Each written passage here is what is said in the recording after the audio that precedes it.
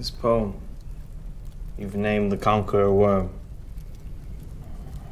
Why have you written it? What inspired you?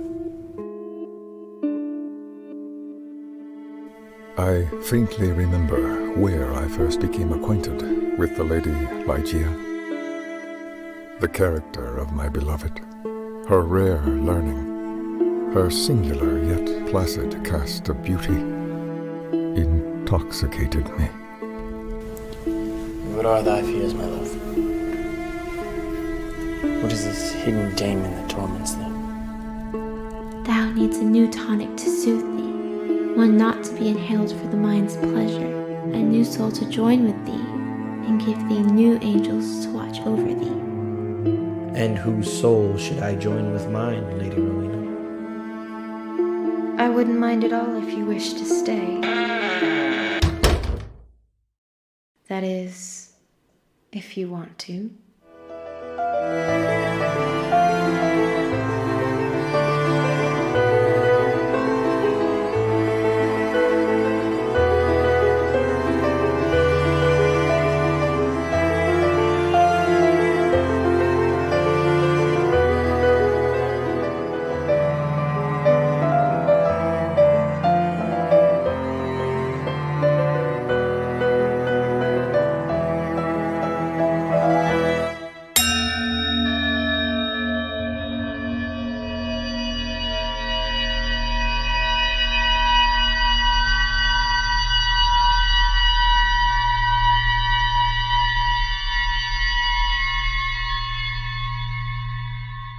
An overreach quivering formed the curtain. Silence!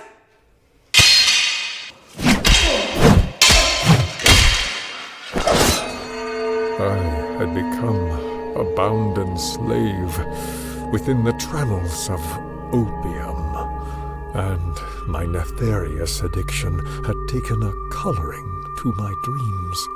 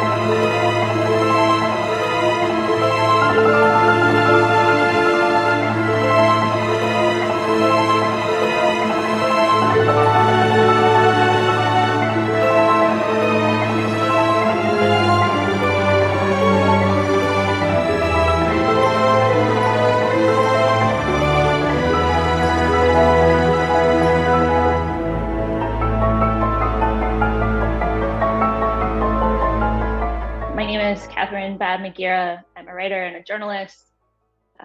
Over the last few years, I've contributed to the Wall Street Journal, Slate, CNBC, NBC News, LitHub, and many others. I've also been on NPR and every podcast known to man, the Daily Stoic podcast, This is Horror, Life Hackers Upgrade, and many others. Poe for Your Problems is my first book. It came out from Hachette in 2021. It's my nonfiction debut. Like a lot of people, I first encountered Poe as a child. I can remember when I was in the 4th grade, my teacher had us put our heads down on our desks and close our eyes so that she could read The Raven out loud. And it was just a revelation, you know? It's like a first experience of art. You just realize what words can do. And also that someone can produce something that is still enjoyed so long after their death that it's almost like it's immortal. So it was a powerful experience when I was a child, and I tore through the stories and poems on my own. And then I grew up and I did an English degree and a writing degree. And, you know, the Academy doesn't always love Poe. So even as I read American Lit, I didn't come across him again. But then, so he really wasn't top of mind for me.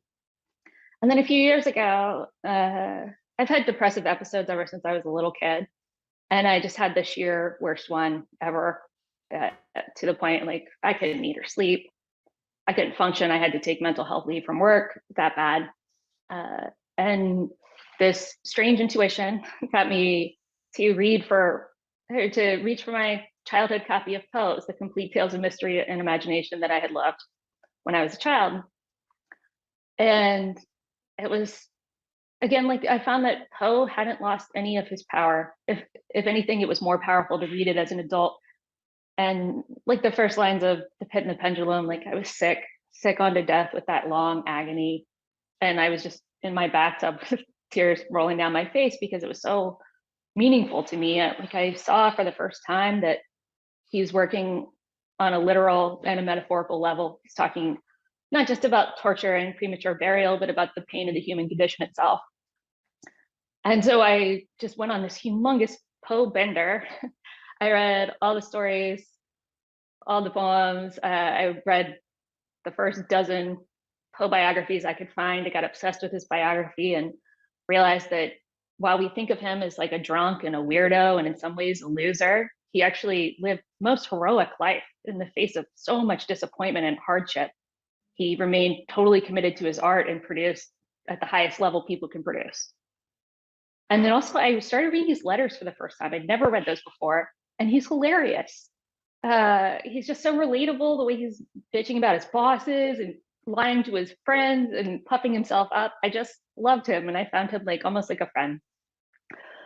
Also, the last thing I would say on the point is that I understood his satirical drive in a way I never had before. Maybe it just takes an adult to get it, but that also his work is often absurd on purpose at the same time that it's serious. So he's got satires that work in a straightforward way, and then there's also this like back end joke to the entire thing, which I found very inspirational as someone who likes funny writing.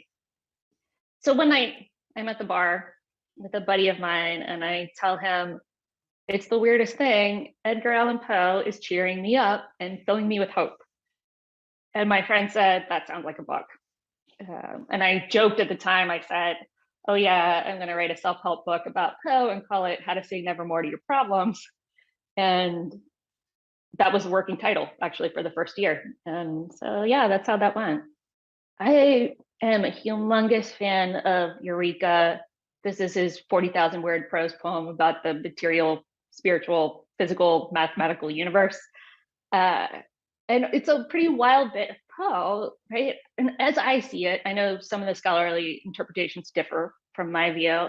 People say he predicted the Big Bang and the origin of the universe and this thing, but I see it as a kind of galaxy-brained work produced by a nervous breakdown.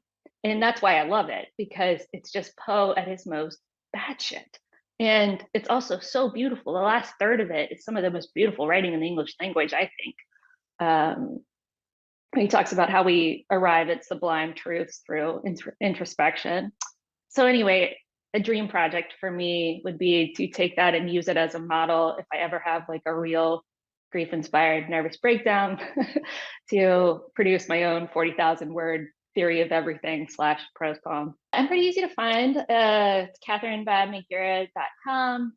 You'll find me on Twitter. It's just Cat Baab-Muguira. Instagram, author Catherine Baab-Muguira. So a bit all over the place. And of course, the book's available on Amazon and at most independent bookstores, Barnes & Noble, etc.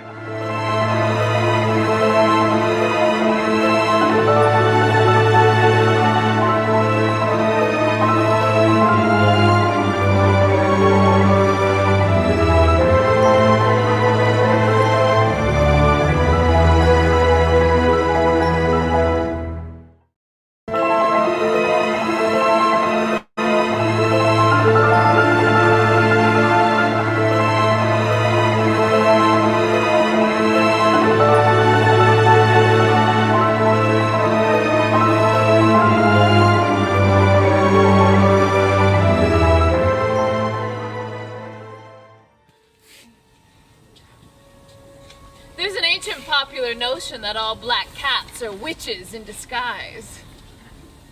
My cat, Pluto, was my favorite pet and playmate. I alone fed him, and he attended me wherever I went about the house. Our friendship went on in this manner for several years, even as I grew day by day more moody, more irritable, more regardless of the feelings of others. I pulled him in for an embrace, when in his fright of my gesture of drunken affection, he inflicted a slight wound upon my hand with his teeth. The fury of a demon possessed me. I knew myself no longer. My name is PJ Griffith. I run the company Clockjack Productions, which is devoted to creating immersive theatrical museum productions. And my nomination for this was for Nevermore, The Fantastic Terrors of Edgar Allan Poe. I'm an actor by trade for most of my adult life, and kind of fell in love with Poe at an early age, and have tried to integrate a lot of the elements of his work and his character into a lot of characters I've worked on. And yeah, what I do now is, in the past, especially since the pandemic, I create crazy immersive theatrical site-specific programming. Theatrical, crazy Coachella-esque extravaganzas. And a few years ago, I had the privilege of being asked by Old Sturbridge Village to create Nevermore, which has been constantly evolving and is run for the past 2 years in a couple different venues in Rhode Island, in Massachusetts, and in Pennsylvania. It was inspired by the pandemic originally. It was actually an idea created in a hotel room talking to programming directors. We were talking about how could we create like a socially distanced Halloween piece, an outdoor huge Halloween piece for over 1,000 people that could happen within the campus of Sturbridge Village, this crazy 1830s interpreted New England village. So I said, well, obviously, I mean, this screams Mask of the Red Death, that we've got this, we want to have a party, we want to invite the cool kids, and we want to lock the plague outside. So like, how do we, it started, that kind of Mask of the Red Death was the original inspiration. So we're talking the peak pandemic too. So no one, Broadway was still shut down for another year, and like no one was really doing live performance. So we thought, how can we create like a live socially distanced performance? So it started with the idea that these actors come out of these houses as the sun goes down, and they have either witnessed what's just gone on or in the middle of it, and are just kind of like telling their tales from within the story. So we meet a Mask of the Red Death scene. We don't meet Prospero, but we meet a kind of a reveler who's been at this hedonistic party, and she tells us everything that's been going on. And then it turns out by the end, boom, mask comes off. It's the Red Death who's just escaped the party, and she walks into the audience now and spreads her maniacal plague throughout the village. So it's a lot of, it's pretty silly. Yeah, she had it was always, we've done it a couple times, and every time it's been a very seductive, beautiful woman talking about her the party she just went to inside, and then watching everyone fall one by one, and watching basically her boyfriend Prospero try to fight this plague. And then by the end, she starts coughing blood, and she takes off her mask, and she's this I love it. demon. So who walks into the crowd, and everyone's screaming, freaking out, because it was effective like during COVID. So it was people got the allegory pretty quick. Oh yeah. So yeah, so it was just a game. We created I don't know, maybe like 8, 10 characters from different stories, and I touched on some ones that people would definitely be familiar with, some that people most likely would not. I loved How to Write a Blackwood article. We involved we did the Black Cat, we did the Raven, we did, so they were all kind of interpretations of classic Poe, just kind of for a 20 at the time a 2020 audience, and then a 2021 audience, just who was dealing with this kind of collective trauma and this paranoia and this all of us collectively being like, what the hell is going on in the world right now? So it was interesting to look at Poe as an interesting lens, to a satirical lens of a world on fire. The piece that I would love to adapt and do something just insane with is the narrative of Arthur Gordon Pym.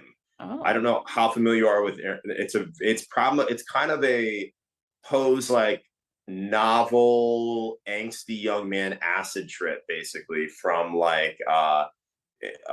from it's like a seafaring novel that involves mutiny and cannibals, and then this really strange island trip. I think that screams like a crazy immersive theatrical piece. I've developed a couple ideas with a couple friends, kind of a gender swap one about the stowaway girl. It's got a very hero, it almost is reminiscent of the movie Willow from the 80s. I don't know if you're familiar with that, with Mad Mardigan and Val Kilmer. It's got a lot of like aggro, silly, satirical stuff. It's a piece, though, I don't know if it's like, it feels like, is Poe joking around or not in this? Like, it's an adventure piece. It's really raunchy. There's one scene where just seagulls are picking out the eyes of these basically pirates on a ghost ship that they think is being saved them, is coming to save them. So yeah, I'd love to do something with the narrative of Arthur Gordon Pym. It's kind of one of his weirdest pieces that it just has a very interesting arc to it.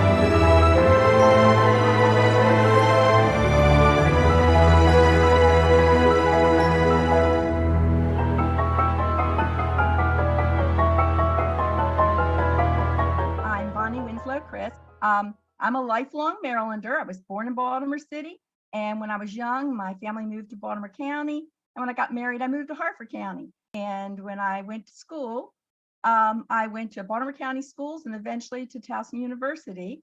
My first degree, my bachelor's, was in art education because I'm also an illustrator. And I went back, an old person, over 50, non-traditional student, and got a master's in professional writing from Towson, which has really been wonderful.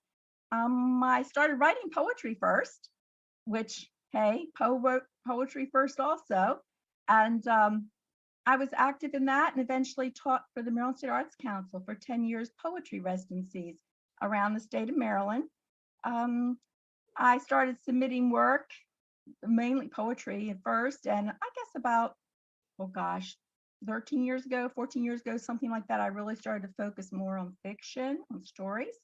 And I've had over 200 of them published. And I have 4 collections of short stories. Most of them are dark. Some of them are fantasy, some are science fiction, some of them are just dark fantasy / horror. So, and the first 2, The Greener Forest and Owl Light, were published by Pole to Pole Publishing. And then the next one was Beneath Raven's Wing. The most recent one I have is Dragon Rain.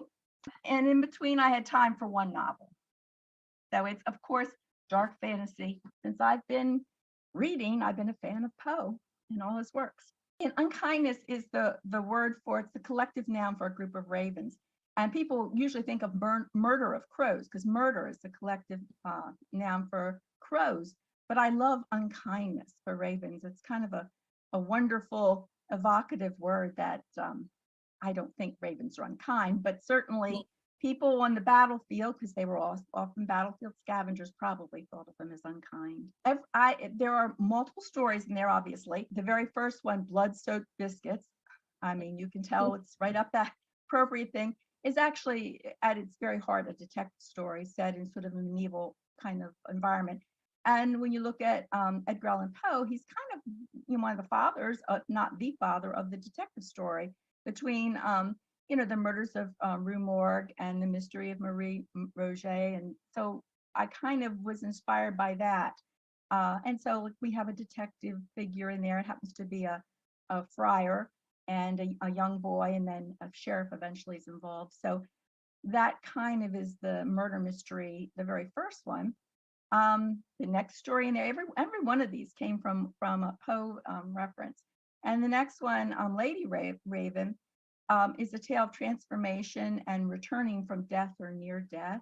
And so those are themes that show up in Poe's Morella and Ligeia. And so, that's where that kind of idea of come from. And then unkindness is my personal favorite, and I have a reason for that. Not only is unkindness a group of ravens, but this one there's references to the fall of the House of Usher. I have two medical students who are exhuming bodies, putting them in whiskey barrels, sending them by train out of Baltimore, because it's set in Baltimore, to different medical schools. Because at the time in the 1800s, it was or early 1900s even, it was difficult to get cadavers for medical schools. So people robbed graves in order to acquire them. Now, why would that be a personal interest to me? Well, I used the North Avenue, Baltimore Cemetery, Greenmont Cemetery, the dwellings and docks and warehouses of Baltimore. And as it turns out, according to the Smithsonian, in addition to family lore, my great-grandfather was involved in exhuming the graves. I kind of used that, thought, okay, how can I do something wonderful with that? And actually, there are vampires and everything else in this one. So it's quite a dark story. I want to thank you, Amanda, for hosting, and also the International Edgar Allan Poe Festival for sponsoring the Saturday Visitor Award. All of us writers appreciate it, and us Poe lovers appreciate it.